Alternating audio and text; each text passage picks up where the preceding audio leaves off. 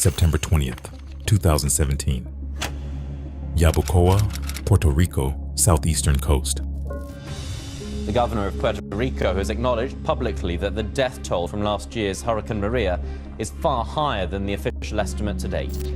A Category 4 hurricane made landfall with 155-mile-per-hour winds and central pressure of 908 millibars, the lowest ever recorded for a storm striking Puerto Rico. It wasn't the strongest storm to ever hit the island. It didn't need to be. Maria has made landfall in Puerto Rico, the eye coming ashore right now near Yabucoa. First pictures now coming in from Puerto Rico after taking a direct hit. Hurricane Maria slamming into the island, and as you heard, one official saying the island is destroyed. Maria is the first Category 4 to hit there in nearly a century. 150-mile-an-hour winds ripping buildings apart, knocking out power everywhere. All of the electricity is out tonight. Catastrophic conditions across the island. This is going to be devastating. The number the federal government gave was 64 people. That was the official death toll reported to Congress in October 2017. They held it for almost a year, defended it in press briefings, cited it in FEMA reports. For a long time, most of the country accepted it. The real number, confirmed by researchers at George Washington University, was 2,975. Puerto Rico lost more people to Maria than the United States lost in any natural disaster since the Galveston hurricane of 1900. The gap between 64 and 2,975 wasn't a rounding error. It was a cover-up built from bureaucratic failure, political neglect, and accounting system so broken it couldn't see what was unfolding inside its own territory. Here's what most people don't know. Most of those 2,975 people did not die in the storm. They died after it, in the 11 months that followed, while the island sat in darkness, while hospitals ran on failing generators, while dialysis patients couldn't reach their clinics, while the elderly in mountain towns had no way to call for help. The storm passed in a single morning. The dying took nearly a year. Puerto Rico is roughly the size of Connecticut, 3,500 square miles, 3.3 million American citizens. Its geography runs east to west along a spine of mountains called the Cordillera Central, rising to over 4,000 feet at Cerro de Punta. The north coast faces the Atlantic. The south coast faces the Caribbean. Most of the population clusters in the northeastern corridor, anchored by San Juan, with Ponce on the south coast, Mayagüez on the west, and Humacao on the east. Puerto Rico was bankrupt, not metaphorically, legally bankrupt. By 2017, it carried $74 billion in public debt. The Power Authority, PREPA, was itself $9 billion in debt, running aging oil-burning equipment on wooden utility poles engineers had flagged as inadequate. Upgrades had been deferred for decades. 2 weeks before Maria, Hurricane Irma passed 50 miles north of the island on September 6th and knocked out power to 1 million people without making landfall. Crews were still working when Maria formed in the Atlantic. Evelyn Marrero, 66, lived in Orocovis, a mountain municipality at the center of the island. She was a dialysis patient who drove winding roads 3 times a week to reach her clinic. After Maria, those roads would be gone for months. Her family eventually reached her by foot. She survived. Many in her situation did not. Maria became a tropical storm on September 17th near the Leeward Islands. On September 18th, it crossed Dominica as a Category 5 with winds of 160 miles per hour, destroying the island of 70,000 people overnight. From Dominica, it tracked northwest over open water before turning toward Puerto Rico. At 5:51 in the morning on September 20th, the eye made landfall near Yabucoa on Puerto Rico's southeastern coast. From there, it tracked northwest through Humacao, Las Piedras, and Caguas, suburban communities east and south of San Juan, before climbing over the Cordillera Central by late morning. The mountains didn't weaken it. They shredded the air into terrain-locked wind funnels. The National Hurricane Center's automated station at San Juan recorded 140 miles per hour before going offline. By 2 o'clock in the afternoon, the eye exited the northwest coast near Aguadilla. 100 miles of island crossed in under 8 hours. All 78 municipalities had been inside the eye wall or near it. There was nowhere on the island that was not in the storm. From Aguadilla, Maria curved northwest, then north past the Turks and Caicos, then northeast into the open Atlantic, weakening to a Category 1 before dissipating in early October. Every customer account PREPA served, 1.5 million, representing 3.3 million people, had no electricity.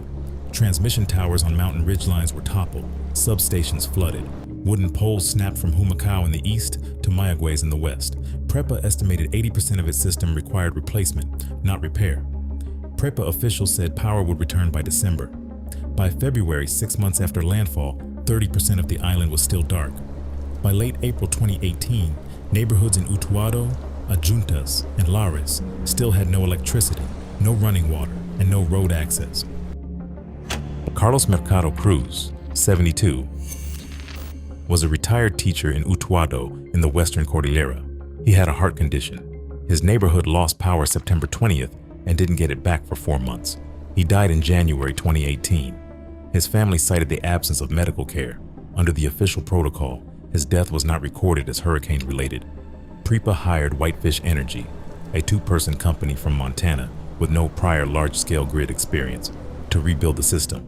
The contract was worth $300 million. It was canceled under congressional pressure. The lights in some neighborhoods didn't return for 11 months, the longest blackout in American history. The death toll of 64 was not the result of a count. It was the result of a system that could not count. Puerto Rico's protocol required a medical examiner to directly attribute each death to the storm. Deaths from power failures, medication shortages, or delayed emergency response were listed as natural causes. The GWU study, released August 2018, compared actual death rates against projected baselines.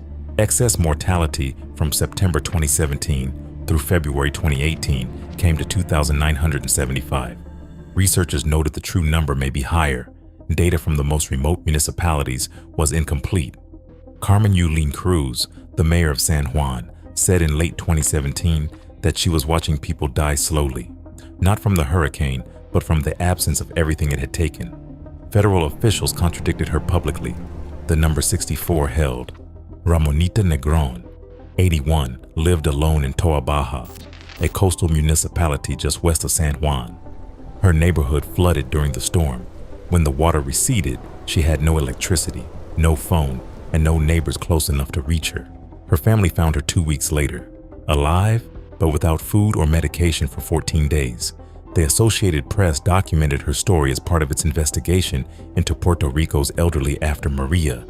The numbers never added up, and for a long time, nobody in Washington made them. The Jones Act, a 1920 maritime law requiring goods between U.S. ports to travel on American-flagged vessels, was waived within days for Texas after Harvey and Florida after Irma. For Puerto Rico, the waiver was delayed 10 days, blocking supply ships in the most critical window. FEMA approved roughly 30% of Puerto Rico aid applications in the first year, well below rates for Harvey and Irma survivors. Thousands of claims were denied because applicants couldn't produce titles to properties passed through generations without formal documentation, common in rural mountain communities. 43 municipalities had no road access after landfall. Morovis, in the north-central mountains, was cut off for more than a week when bridges failed on Route 155 and Route 137. National Guard helicopters airlifted supplies. Many communities in the Cordillera waited 2 weeks before seeing a federal aid worker or supply truck. When the GWU study was published in August 2018, Puerto Rico's governor revised the toll to 2,975, 11 months after landfall. In the intervening year, federal officials had cited 64 in congressional hearings and used it to set infrastructure funding and the scale of the response. Every decision built on that number was wrong. The storm crossed Puerto Rico in 8 hours. Landfall at 5:51 in the morning near Yabucoa. Exit near Aguadilla by mid-afternoon. By nightfall on September 20th, 2017, there was no electricity anywhere on the island. What followed was not a recovery.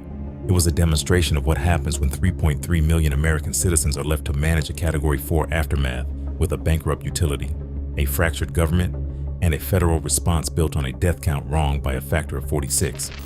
The number 2,975 is now official. It arrived 11 months too late. The families of the people in the gap between 64 and 2,975 watched it unfold.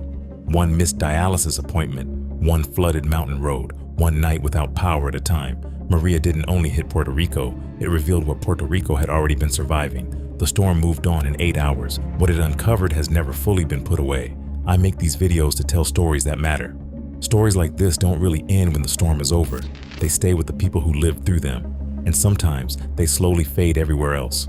So if this story meant something to you, even for a moment, help it reach someone else. A like, a comment, even just sharing it might seem small, but it genuinely makes a difference because every bit of support pushes these stories further and keeps them from being forgotten. Stay safe. I'll see you in the next one.